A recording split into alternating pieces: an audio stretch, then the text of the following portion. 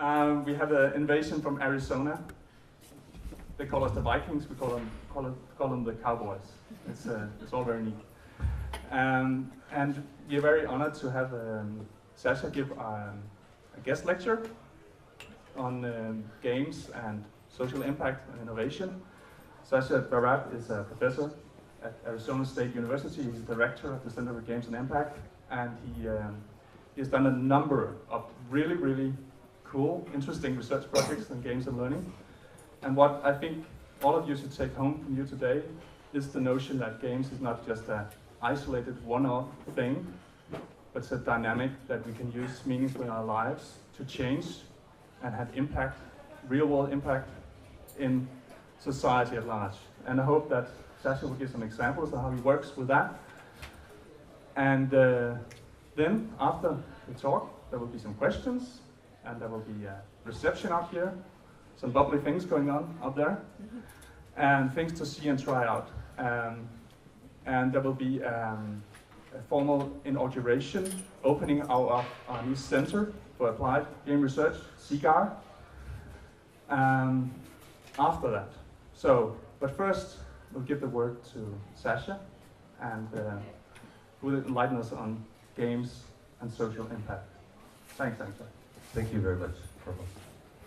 So thank you all for coming, and it's very exciting, the new center and the role that games seems to have taken in society as more than just kind of frivolous entertainment, as if it ever was just that.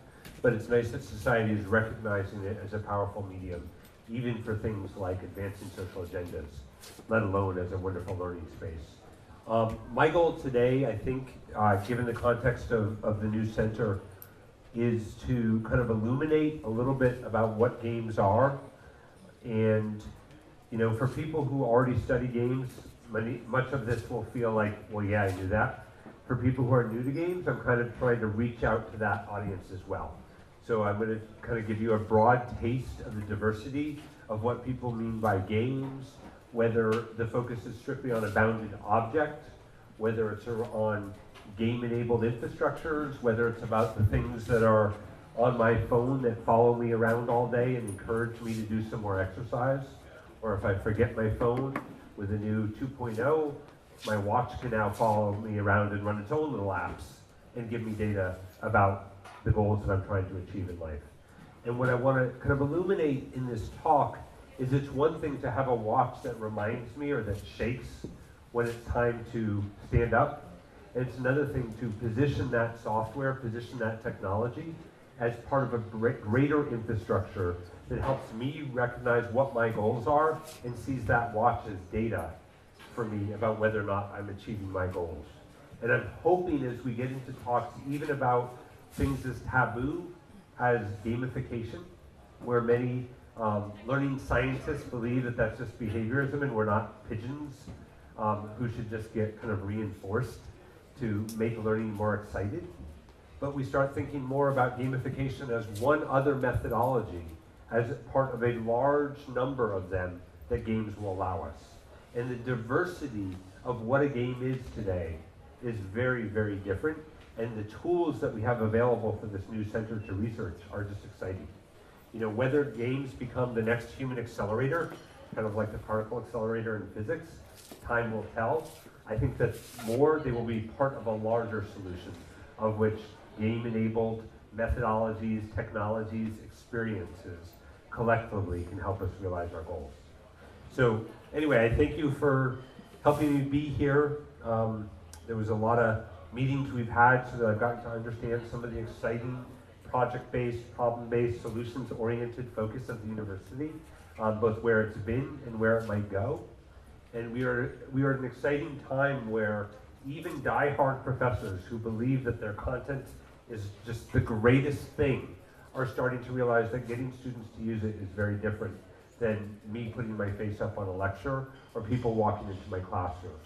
And sometimes the way that the people, the students, the game players, take our ideas and make them theirs is more powerful than anything that we as designers developed. And I hope that as we go forward, that I can get people to switch from thinking about the game as an object that's going to impact the world, that's going to do all these things, to thinking about it as part of a system that will enable players to step up and engage in practices that we find that we're working towards achieving. So I'll talk about that. So when Torkel asked me for a title, I kind of went back and forth a couple of times, and then it was more like, well, I'm just kind of setting up your center, so I don't really need a title.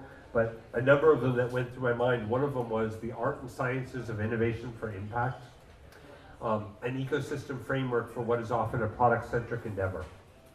And so what I'm trying to do with that title is get you to think about games not as products, but as components of a larger strategy.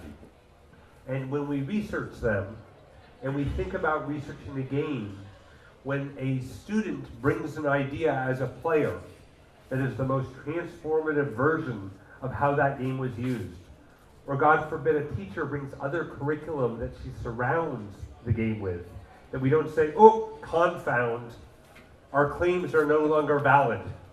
It was not the game that caused it, the teacher did it. Instead, what we do is we broaden our scope of what games are trying to do to the entire classroom, which might include the teacher. And rather than a confound that makes what claims we can make about the game invalid, it becomes part of our theory of change for leveraging games. Does that make sense to people a little bit? Okay, so I'm hitting, good. So as a learning scientist, I'm here from Arizona State University, who currently is trying out lots of new learning models. We are ripping down classrooms and traditional disciplinary silos and creating schools like the School of Sustainability, the School of the Future of Innovation in Society. And in that building, there are lawyers, there are doctors, there are instructional designers, there are learning scientists, there are policymakers, all in one school. And when you start to reposition and reconsider knowledge as use-inspired and start to think about what it means to prepare people to leverage those ideas in terms of the goals that we have in the world, some of the disciplinary silos that allowed us to kind of evolve the content so deeply no longer are the structures that we have students kind of get their degree under. Does that make sense? So I think coming from ASU, it's really exciting to be here given your history of thinking about things like project-based or problem-based, many of which do not allow themselves, especially when you start to focus them on the world, to sit under one discipline. Because it's not often that one discipline can have real-world impact on its own without interacting with other disciplines. As a learning scientist, a lot of what I do is not simply look at what is, but what could be. Not simply observing the world, but designing the world. Not simply understanding, but changing. Not just building theory, but building impact. And not simply doing research for the sake of research, but working towards usable outcomes. Do you have a question? Yes. Is it okay to take pictures of yourself? Totally okay. And I think it's videotaped too. But okay. Yeah, feel free. I'll try to step out so I don't ruin the image. But yeah, take away. And so a lot of what I do, though, the work that I do does not involve very often isolating variables and sticking them in a laboratory. It more often involves bringing ideas out into the world and trying to capture what made them so valuable and what were the transformations or the innovations that society made of the innovations I designed. And there's a fundamental push in my work from the innovator being me as the awesome designer, or my design team as the awesome design team, to the players being the innovators. And the innovation is about how the students take up the ideas that we bring to them and repurpose them for the goals that they have. It's a very different notion of where expertise lives. Even where does fidelity live? Is fidelity about them matching what I designed to how they implemented it? Or is it about them using my implementation to realize their goals? With the fidelity being, it helped them realize their goals, not that it matched what I did. So there's a fundamental push in everything I'm doing from aren't we awesome to aren't you awesome? And I think in general, as we think about applied research and we think about where games are going to take us, partly what they do is they let you feel awesome. They let you feel like you matter.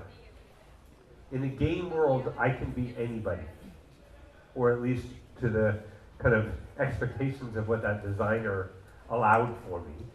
But more and more, we're seeing game worlds open up possibilities even beyond what was built into them, by allowing modifications, by allowing engines to be available to others.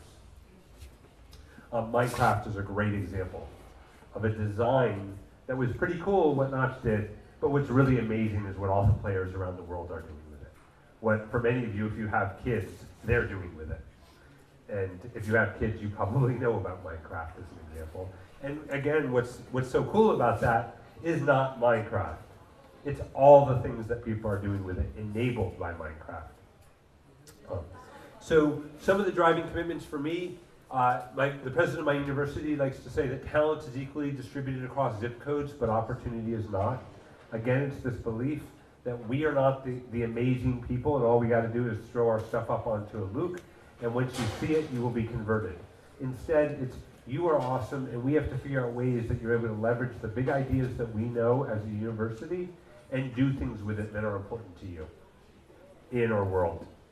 Every individual deserves to believe that the time they invest in learning will allow them to do great things, not because it allows them to get a degree, but because the content itself is powerful for addressing ends that they care about.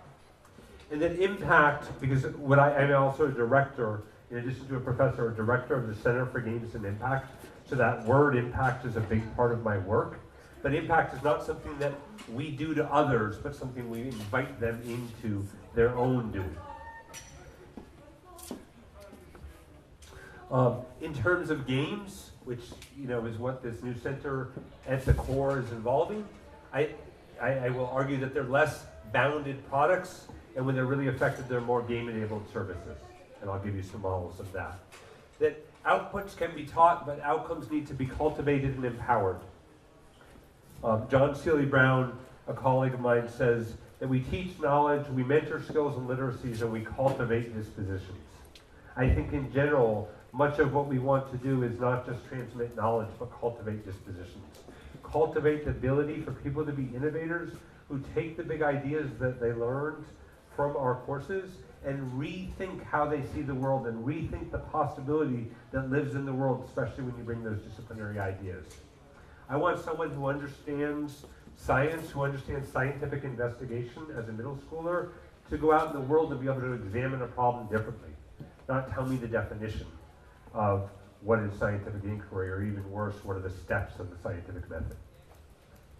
We so overrate the constitutive definition, the knowledge separate from, because when you separate it, you can use it everywhere, that we forget its relationship and what it does in the world. And what's worse is when we teach students that what's important is you remember the steps of the scientific method, not that you have skills in using it to try interesting things, to ask questions and get feedback. This is an example when I was getting ready to think about my talk that I thought was a good example of not a product. So, do you have these here? Neighborhood, a little bit? Okay, yeah, I see some. Probably the parents in the room maybe recognize these a little bit. So the neighborhood watch sign is interesting because it is, you can argue it's a thing, but it doesn't on its own cause safety and cause our kids to feel safe. There are all kinds of things that must happen around that sign for its work to be done, right? And in the US, there's all kinds of different regulations and how much should the feds regulate when that sign can get put up. When you start to deregulate and allow anyone to use that sign, it can undermine the brand. And then it doesn't necessarily mean safety, it doesn't necessarily scare or ward off the would-be individual who might be doing bad things in your neighborhood, right? But there are policies behind. In the US, in order to have the official distinction of that sign, you need to talk about the community activities that you're doing around the sign, right? Like bringing people together. You have to have at least invited a police officer out to a community meeting and had some discussion with them. And now what they're trying to think through, do we want to put like timestamps, like 2014, 2015, so you have to upgrade them, which involves that whatever enabled this sign to be representative of what my community does, to be continually reimagined every year. Otherwise, it loses its power. And when my kid sees that, what does he see in that sign? How does it make him feel like he's more enabled to play or less enabled to play? Does it change how he interacts in his neighborhood? There are all kinds of implications for this to be effective that have little to do with the art that painted that sign or the letters that are on that sign. And as we get into games and we get into applied research on games, applied is the big kind of focus here that I want to emphasize. What you do in your game and the little bits you do in the avatar, the skin tones of those avatars might be important, but also is just as important is what happens around and how people use and how they're prepared and what goes on at the local ecosystem level when they're implementing those spaces. Otherwise, this is effective or not effective. And the effectiveness is little bound up within the letters and even the imaging that's on there. So a model, if you get nothing else out of my talk today, one of the things that I'd like you to walk away with is when we're talking about games, we're not just simply talking about the sign that's in here, the product. We're talking as much about how are people being motivated to leverage that product? Who are the trained facilitators? Who are the service centers that are taking your game and bringing it to those who are using it? And what are you doing to prepare them? And what about the ecosystem itself? What about it is allowing these people to be successful so these people feel excited when they walk in? Simple example, you develop a game for a school and everyone in that school hates technology and the principal thinks we're doing it because of our darn relationship with that university and we like those student teachers or whatever, but they're not really excited about it. That transforms what this is, but more importantly, it transforms what this can be.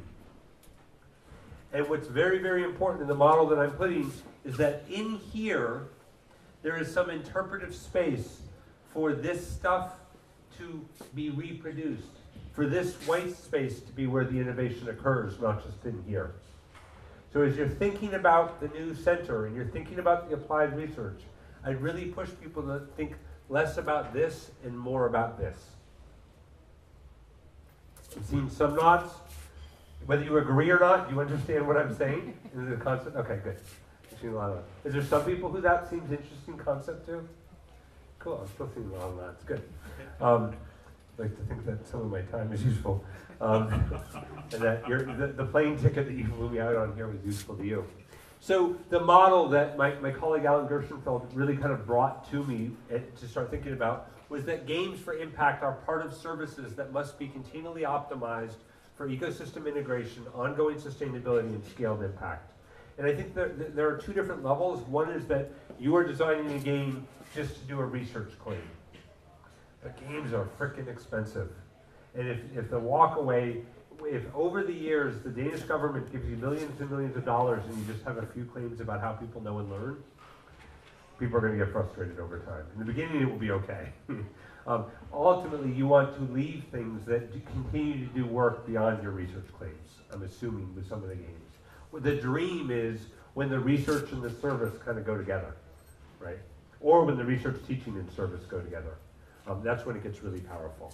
So as you're thinking about these products, you need to think about what are the rollouts, how are they going to be maintained, especially when you're investing, up to $300,000, $400,000, $500,000, $600,000, $700,000 US dollars in the design of these things. Again, you want to think about the ROI. So just to give people an idea, because I don't know the background of everyone with different games, I'm just going to throw up a couple games here to give you a different kind of diversity of the field. This is Walking Dead. Has anybody played this? Cool. Has anybody played this on a desktop? On a handheld device like a phone? On a Xbox or a PlayStation? Okay. So part of the cool thing right now is you don't need this big thing to go into this room where someone sits and plays these games, but you can take them with you on the road. And with some of the platforms now, you can play some of it in your living room, and then as you leave, it just transfers the content and you continue to play on your phone, which is kind of cool, right? So this idea of games as bounded products that sit in a living room on a big, expensive or custom designed box to what Ben Sawyer calls seductive ubiquitous interfaces that follow me around all throughout my day is kind of interesting. And when you talk about games for impacts and games that aren't about you going in there, but are about them going with you to where you want to do the work that the game was designed to help you do, whether it's lose weight, whether it's learn more, whether it's examine the numbers of fisheries in an area, it's kind of cool that they can go from this to this, or a desktop. We're starting, the technologies are allowing for this kind of cross-modality, cross-technology experiences. In this one, a couple interesting things. Here you are having an ethical, Kurt Squire, one of my colleagues, calls these ideological worlds, where you can engage in this kind of ethical playground, would be another way of thinking about it. So in here, these two are having a conversation. You are the player here, and you are going to pick a choice of how you want to respond as lead. You've had a very bad past. It is Walking Dead. There are zombies everywhere, and people are scared in this room. And this poor little girl needs to feel safe with you. So do you tell her, yes, I killed someone in my past, even if it was an accident? Or do you do more simple statements? And just to make your choice a little bit more interesting, there's a pressure timer here that's counting down. And you better make that choice soon, or the game will pick one for you. So it's a neat place because instead of thinking about ethical questions, about, is it right to lie in certain circumstances, or later in the game, should I kick the girl out of the train that we're all in because she got bit and she might become infected, and once that door shuts, we're all gone? Or do I just cut off her arm and let her stay?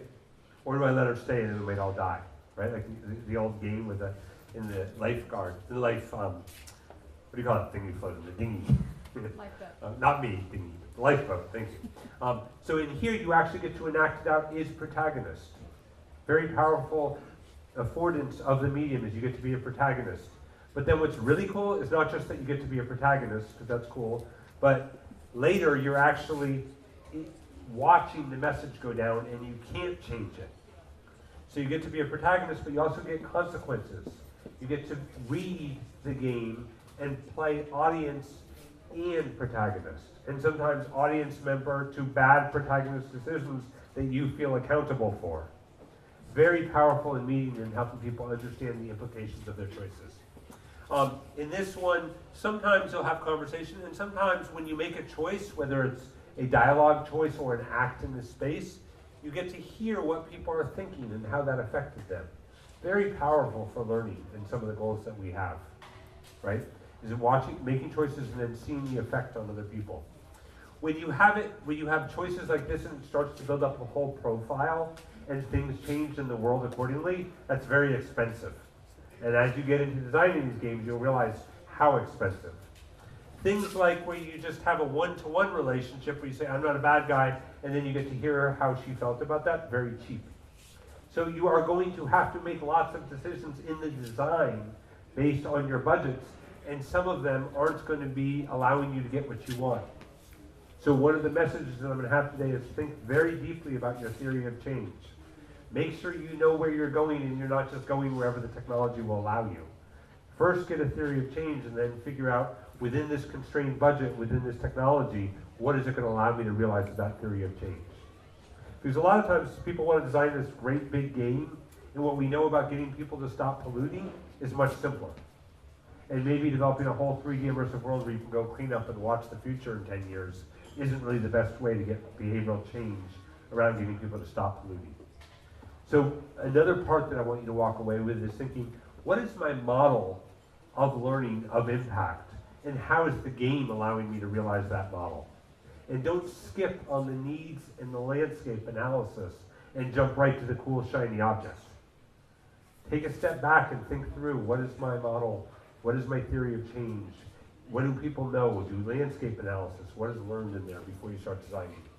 What's cool about Walking Dead is in addition to me making choices and they become tense, me getting feedback about how other people feel, I can also go online and see what choices they make at certain moments, and I can even constrain that to just my friends versus the entire population. In this case, I see that you and 84% of players chopped off David's leg.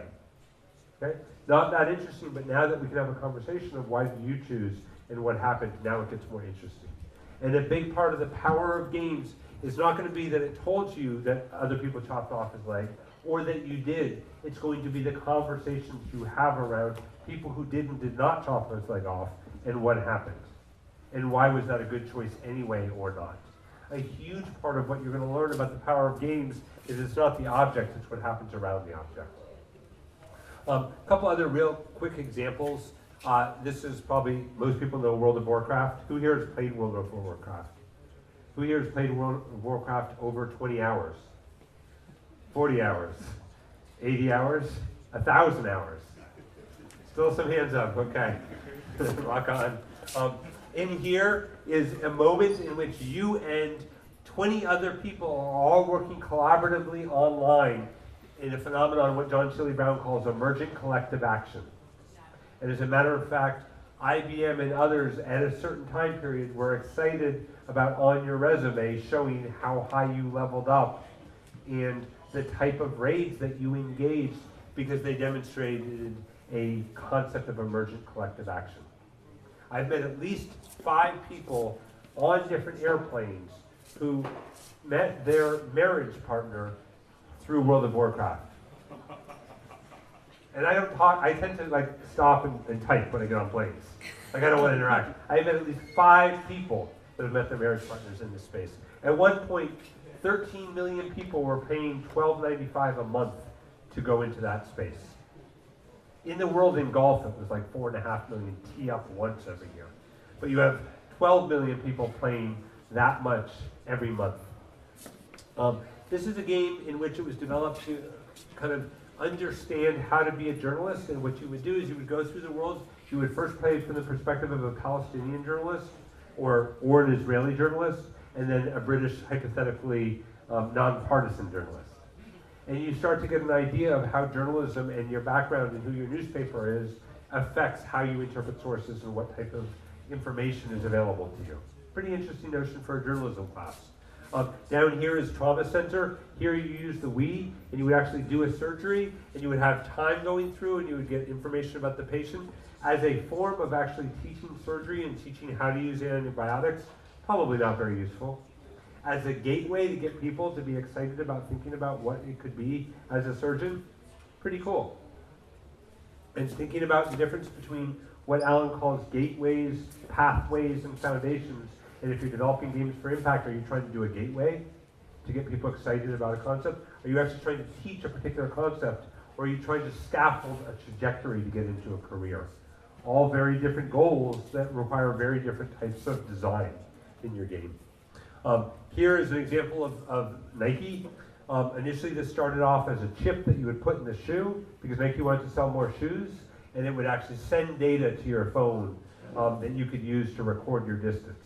And you could only use that chip and get that data if you had a Nike shoe because it had a thing cut out under the tongue that you could put that chip. Well, eventually the community said, you know what, we don't really like the technology of the shoe because we're runners, and we actually like shoes made for runners. So what we want to do is buy a little pouch that we can put that chip in, and then we can lace it up into our laces, and we don't need the Nike shoe, but we can still get all this data. And then eventually people didn't even want to just worry about if they were running, and so now my watch can feed that interface. As a matter of fact, I can go download a virtual partner in my living room, play it, and it will feed the interface, and then when I go run, it will combine those scores. So I got this dude in my living room yelling at me to do more push-ups, looking at the color of my weights and saying, come on, dude, pick it up, pick it up. And then I'm running, and my friends are cheering me on through Facebook as I run, and all of that's getting brought together in this interface. Is that a game? Is that a seductive, ubiquitous interface? Well, the living room one is kind of a game. Is this one kind of a game? Well, you know, what about when I'm competing with my friend in California and it's comparing his run and my run, and I'm in Denmark and he's in California, and it's letting us know who's going faster. I don't know if it's a game, but we're starting to leverage gaming methodologies to get people to engage more productively in health choices. Very powerful medium that's coming forth. I won't go through a lot more. I think I'll kind of move on there. I do want to say this is a game that was designed for Vietnam vets and their families.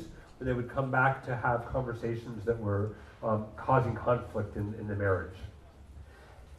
When you play the game, you're like, wow, this is really stupid. The interface sucks. The choices are very obvious. I don't understand why anyone would see this as useful. When you read some of the reports from the company that developed it, and they would integrate this game and give data printed out that they could bring to the therapist and have a conversation, you started to understand the power of what that's doing. As a technology on its own, it's okay.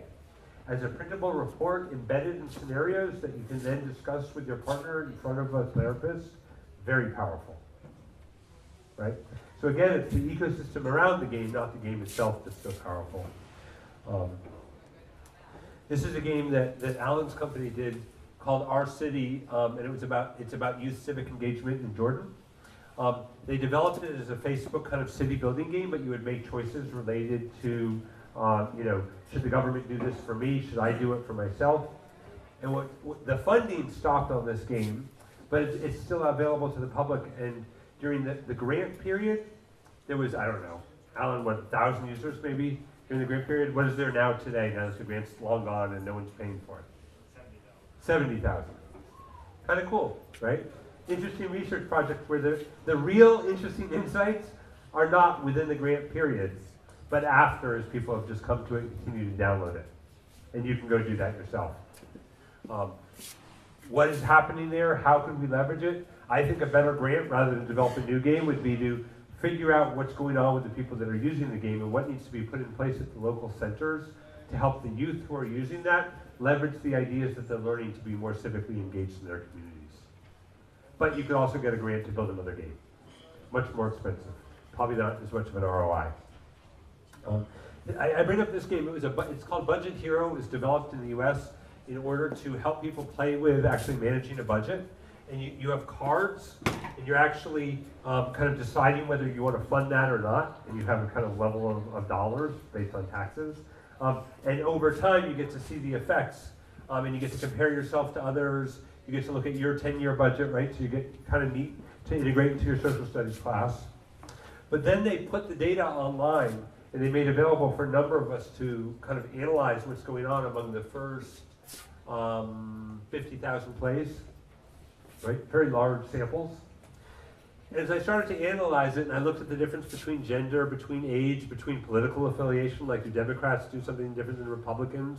Obviously, in this data, you're getting different answers, so I can go look at those. I was like, wow, this is really cool. We could actually make claims about differences between Democrats and Republicans and look for bipartisan laws. What a great, powerful game this is in order to help society.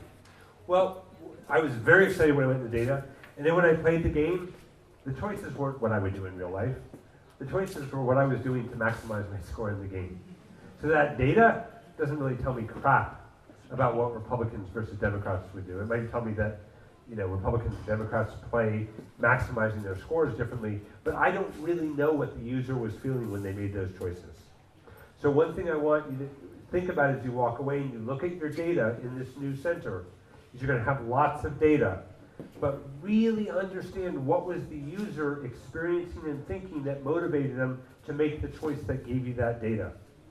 And think deeply about user experience, not design, or not how many Republicans did this or Democrats did this. Because that data, the data that I was just showing you, is not going to help me figure out what laws are going to be better to advance if I want bipartisan approval. It's just not how you play that game. And part of the power of games is the whole world and the motivations that they bring up. I mean, what's so cool about games is you can take something that nobody cares about. Katamari Damacy. Has anybody played Katamari Damacy?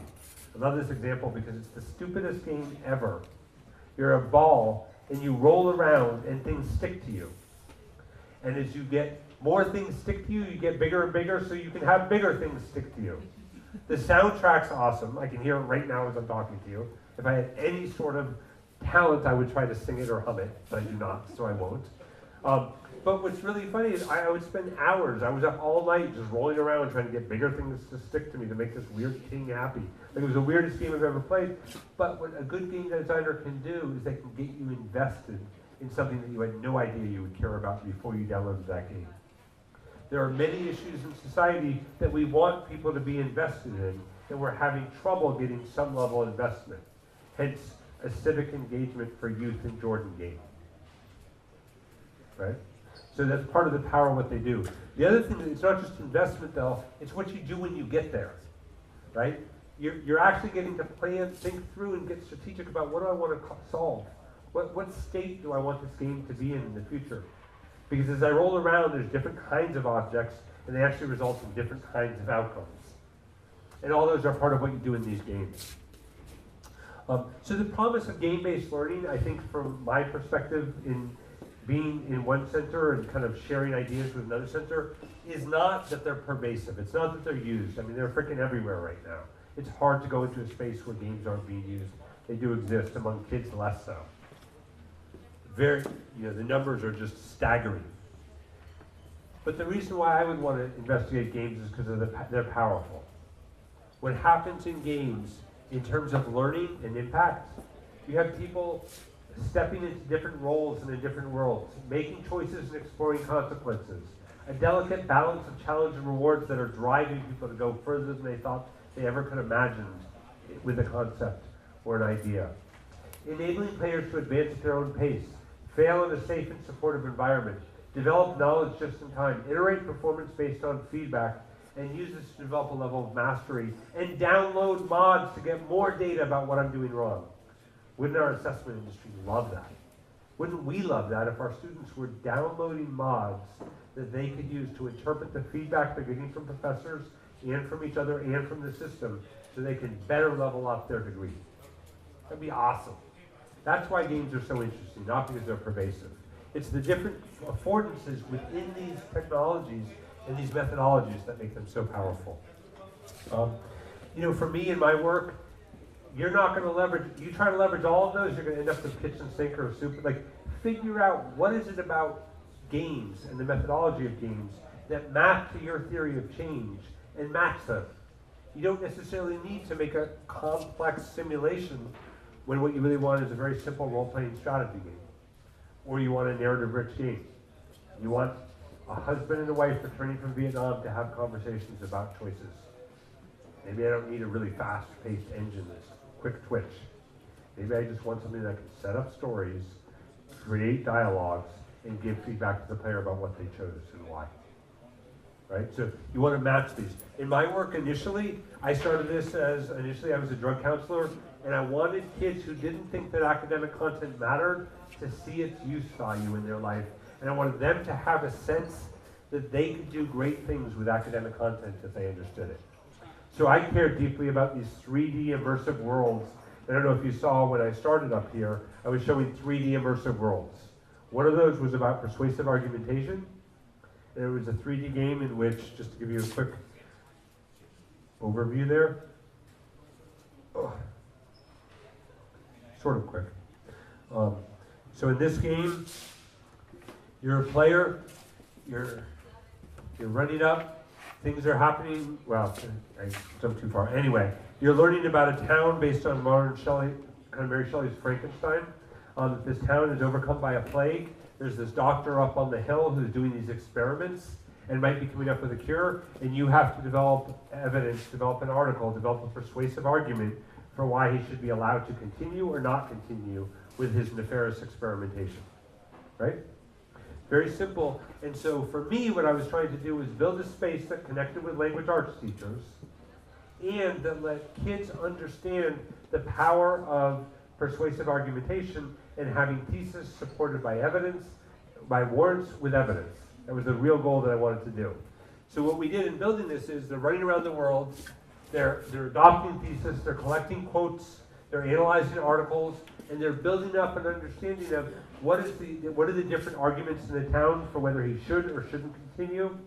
And eventually they're compiling that all into this tool where they can have their thesis, they have their reasons, they collected these in the game so they're theirs, they drag them up, they get feedback about whether or not their argument is solid. And the game's doing all this. The teacher doesn't have to do this part of it. They can get feedback because we can analyze whether that evidence for that reason supports that thesis. Very simple concept, right? Then, once they get it to a certain level, He's saying that's not going to work, blah, blah, blah, so I have to go back and get more evidence. Eventually, and I can give them tools to help them, these special lenses for interpreting documents and finding the evidence.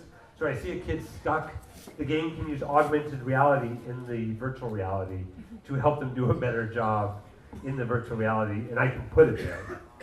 Eventually they're going to come back, and they're actually going to use those glasses to get more evidence, and they are going to get their data stronger, and then they're going to write an essay. And then the teacher's going to come in, I'll show you in another immersive world. Once they write their essay, and this one's about science and water quality, I'm flicking you through very quickly.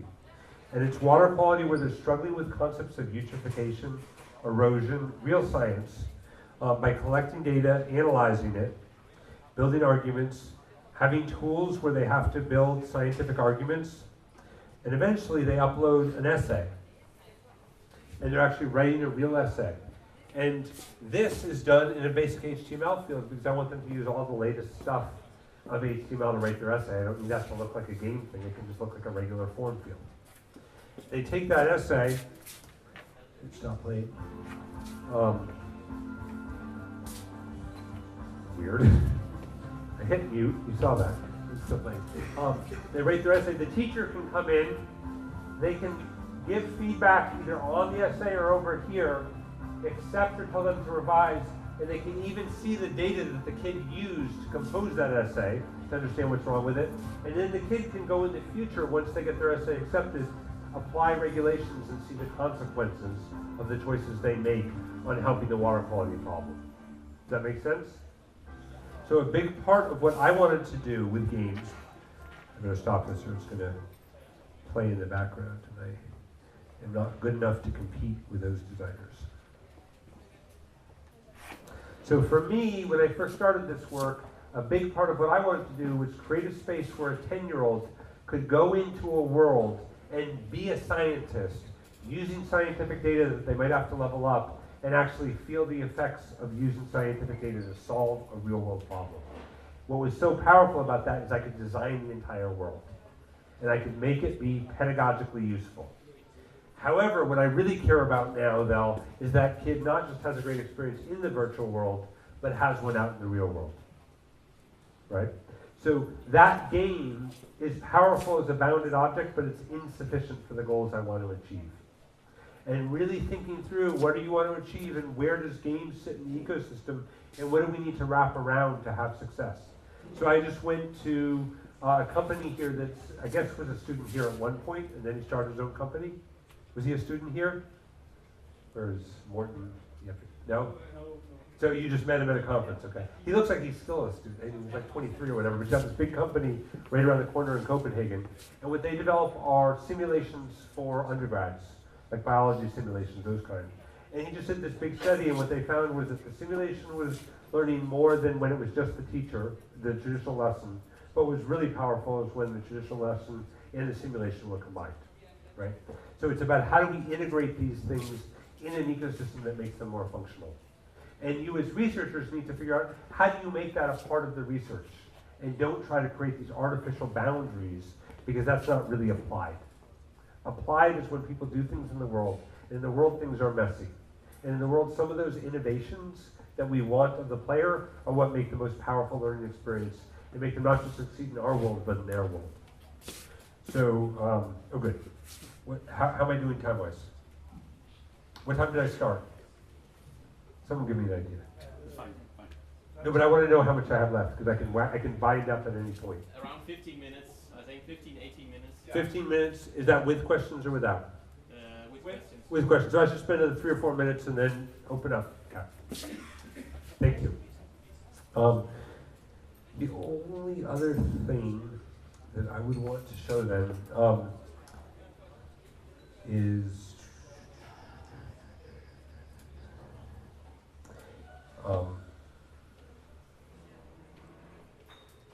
so one of the premises, if I haven't beaten, I don't want to say a dead horse because I care about horses deeply, right? I'm like cowboy. Actually, yesterday we were riding around in Copenhagen on horses, which is pretty awesome.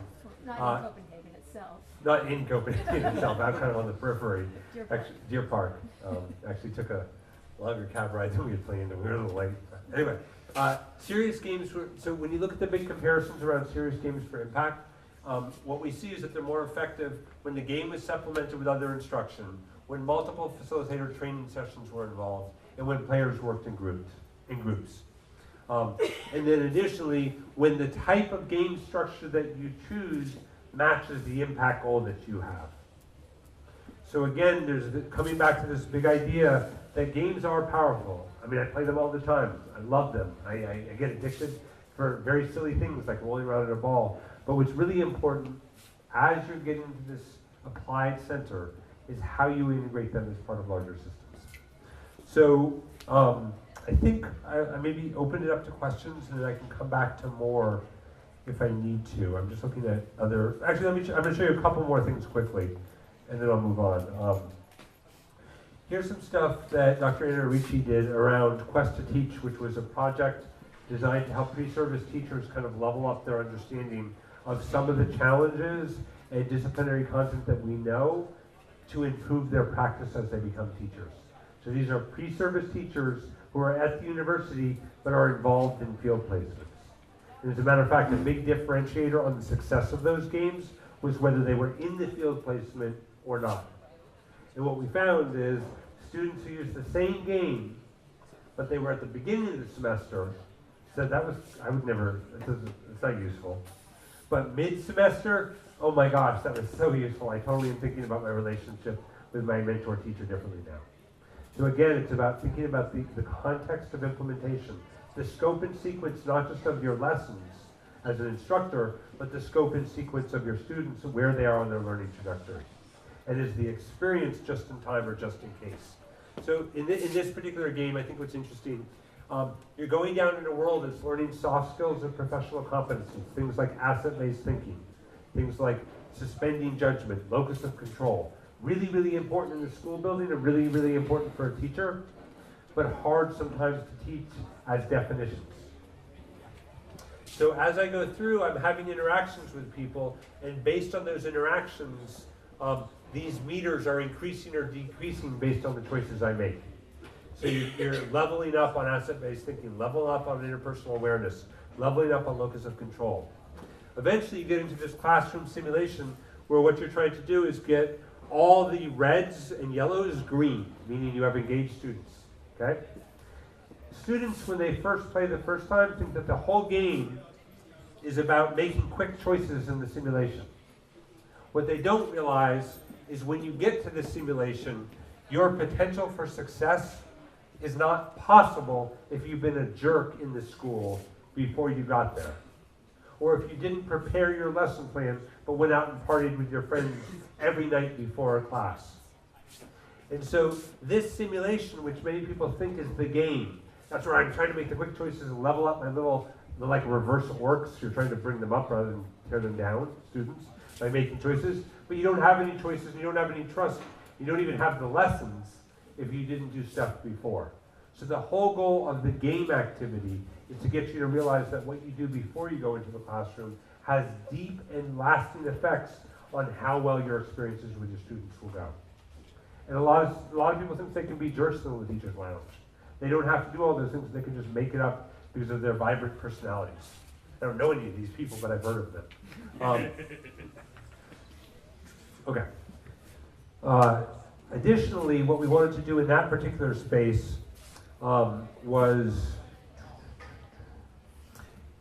the kinds of choices you were making in the game was leveling up your meters. This is actually a different meter from a different game, but it'll make the point. You then go into a professional network where you're sharing stories of your placement, of your real placement, with other teachers in your cohort.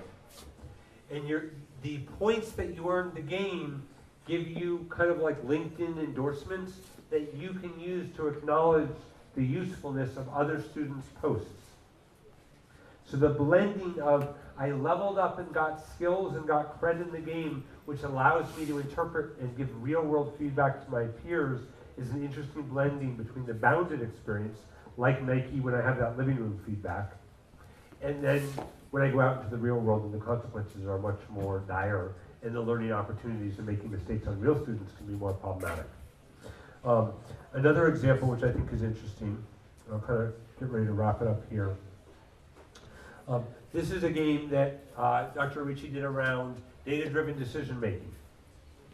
And what your goal here is, the game starts, there's airplanes going, there's hands being raised, there's spitballs, there's students sleeping. And then the principal walks in, as your boss always seems to enter at these wonderful moments, and says, you know what, this isn't good. You got 24 hours to figure out what's wrong with your lesson. Is it lesson planning? Is it classroom management? Is it student investment? Is it checking for understanding? Everyone usually assumes it's a classroom management problem. Okay? Then what you do is you go around the school and you're collecting data, crumpled notes, behavioral referrals, talking with the principal, calling up a parent, and from each one of these pieces of data, you can draw an inference, right? It's how it works. You have data in the world. Maybe some of us are still under the belief that data specifies what it means on its surface. There's often an inference moment, and all your biases and assumptions come into the inference you can choose. Then you take the inference and you can drag it up here and get feedback from the game about whether the problem was of student investment, lesson planning, classroom management. Kind of cool, right? You get a score, it tells you, and you could say that the assignment for the teacher is to get a high score, and then once you do, you unlock an action plan and you write what you're going to do to fix it. Okay? But what's really powerful is not when the games just tell you you're right or wrong, but when there's a dance of agency where it's passing back and forth who's the owner of the knowledge. So what happens in here, not in mission one, because if you did it in mission one, your students would be like, why am I taking my time if you don't even have a model underneath the hood? You don't want to say students right on day one, hey, everything I say I want you to question and reinterpret it in your local context. It's not fair. They're signing up, they're paying for courses. They're putting if they're not paying money, they're putting their time into expecting that you as an expert are bringing ideas to them that they can use to make the world better, to advance their careers, to build their understanding. So in mission one, you don't have this flag that's here. But in mission one, we don't give them 4 inferences they can draw, they only get 2. Right? The game's scaffolding them when they're not quite ready for everything. But eventually, the principal comes in and say, hey, people are questioning the scores that our game is awarding, saying they thought this was actually a 3 on lesson planning and not sure why it only gave the maximum score of a 1. So you can leave a flag here. And then on the back end, the teacher, the professor, can open up and they can choose to say who got good grades, meaning who beat the game, versus what are the underlying models that people are using to question whether the game scores are valid or not. And just look at all the left flags by the classmates, and that really supports a deep conversation about the relationship between data, inference, and then what you want to do with it. And where games are so powerful is when they're leaving that space for play, where the student isn't just interpreting, inheriting your model, but they're getting to play with their own, and your model becomes a structure for them to think through what they believe and develop their understanding. But too much play, if you have a door, then the breeze goes through. Too little play, you can't shut it. There's somewhere right in the middle there where play is so powerful, right? So I want to close with that kind of, I think I'll stop with that one as an example. What I tried to do is give you lots of different examples of different kinds of games, and then some of the games that you'll probably be designing, but a better, then underneath a bigger model for thinking games of less as products and more as components of a larger ecosystem that collectively invite your players into kind of reaching for higher goals, becoming something more, and supporting them along the way and feeling they can have success. So maybe I'll use that as a time to open up questions. Or you're going to just have to listen to me more. Yes? I was just wondering if you know, or if you have any ideas on, all this situated contextual learning methodology, right? I think you agree on that it's contextual and situated a lot of these On some of the games that I've shown, yes. Yeah, so my question really is like how situated, how contextual, how detached Got it. from cultural Yeah. concepts. I mean, how deep within nature are we speaking here when you're talking about these things? Yeah. So I don't have I wanted to bring up a graph. So the question is, do we think that we're overdoing it with particular? So Aristotle had this notion that, wisdom can't be told. That the problem with universals, with ideas that cut across multiple contexts, is that you don't understand what they do in terms of particulars. But are we doing too many particulars if people aren't really understanding the universals? Because I don't really care that someone succeeds in my game. I care that they understand the constructs that allow them to succeed when they go out, right? I hate to say it this way, but it's a particular. The answer is bound up in your particular intervention and working with that dance of agency with players. I believe fundamentally that if you just play a game and you're not critical and you don't have scaffolds around that help you interpret the meaning of what you did, the odds of really deep learning coming out of it are very small. I think we have to help our players interpret what are the models that are underneath and what do those models mean to their life. Transfer does not just happen, even in powerful mediums. So transfer should be designed for, and it should be part of your intervention and not just assumed that people can say, oh, I had this cool experience here and cool experience here, and they both involve the scientific method. Maybe I'll go try the scientific method in life. It's not how it works. We have to bring those out and build curriculums around. But I don't know if you always want the work to be done in the immersive experience or you want it to be done around the immersive experience. Because if you push them out of it by getting too formal, too explicit as opposed to implicit, and too didactic, it starts to feel a lot like school, right? And for many of us, school does not have a good history in enabling us with content that we then go use. So, Take one more. Yeah, Okay. that's it. okay. Yeah. What have been your most powerful tool to building these kind of games? Unity. Unity is the lame answer. Unity is a game engine that's kind of made it very, I don't know, it came out of some weird, where did Unity start? Here. I know. ITU. I know. Oh, did it really start here? No, actually not on the ITU. Okay, here in Denmark. But it's basically, it is the kind of game engine of choice for much of the world now. Because it's taken really hard things that used to spend, kind of like when you watch some of those, big blockbuster movies, it took them $20 million to develop the engine that let those graphics happen, and now you can download it for $59 on Steam, or on Apple or whatever it is, Google Play. Unity is a really powerful game design engine. My real answer to you is your theory of change that underlies your game is your most powerful tool. It's understanding your content, not just your content, but what is your model for helping someone build a relationship to that content so they will use it in your life. That is the most powerful tool that you have as a game designer, is knowing what and how you're going to leverage this game to bring about impact. Does that answer your question? Yeah, it did. Other questions? You pick. Okay, sorry. You're too far away. You sound on the wrong side. Switch it on. It depends if it's a good question. Yeah. If it critiques me, that Works? works. Yeah. Okay, so when you're designing a game that's supposed to be teaching people or learning then something, what is the work in progress? Do you first focus on making a game that's entertaining and then make it something that's educational, or do you go the other way around? So, it's a great question. I would argue, so the agile software development, or the agile kind of development models that are out there right now, they have really pushed us away from getting obsessed with features and product and building up this big thing, and then 2 years later, you bring it out and it just dies. And even the mantra is less about product development and more about customer development.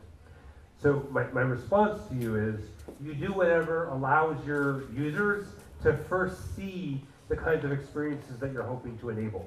If that requires a really sexy, high-level, big design thing, otherwise they can't see your theory of change, then you got to get some of that in place. If you can do it with cards and just put it in there and get a model there, and then later we'll make those cards be kind of exciting figures in the game, we do there. So for me, the gist is it's about user development first. It's about the experience that they're having first, and wherever you need to get that from, do it. With that said, there's a game designer who I have right now on my team who sees things that I can't see, right? I'm a pretty good educator, I'm a pretty good learning scientist, and I've been behind a lot of games. He has a way of coming up with framing of things that I never would have imagined. In the end, they blow anything I could do away. And so that's kind of an argument for maybe bringing your ideas to multiple people and let them give you a pitch of what's really at the core of it. Play with that. So I guess my long answer to you is, what's first and primary is the experience that you want people to have with yours. If you can't get that without a really sexy, high-end graphics, then you got to start with the entertainment. But if what's more important is the meaning that they're having, then start there and then worry about making it more playful, more kind of entertaining, more joyful, more visually, aesthetically powerful. But you could do it for games like, Grand Theft Auto. There's a lot of pieces of Grand Theft Auto that I could do without that huge space, right? That I could see, do people enjoy it? Are they enjoying running around, driving around the city, kind of picking up tickets, running over people, whatever they're doing? Or do I need to have it in that crazy world with that awesome radio station in order for them to experience it? It's kind of wherever you can get to a user experience that resonates with what you want to accomplish first. I have no simpler answer. But good artistic game designers are worth their weight in gold, right? Because they can even do it without that high, sexy stuff. But I think that the model, the conception that they have to have needs to be out there. Yeah, game design is both a science and an art.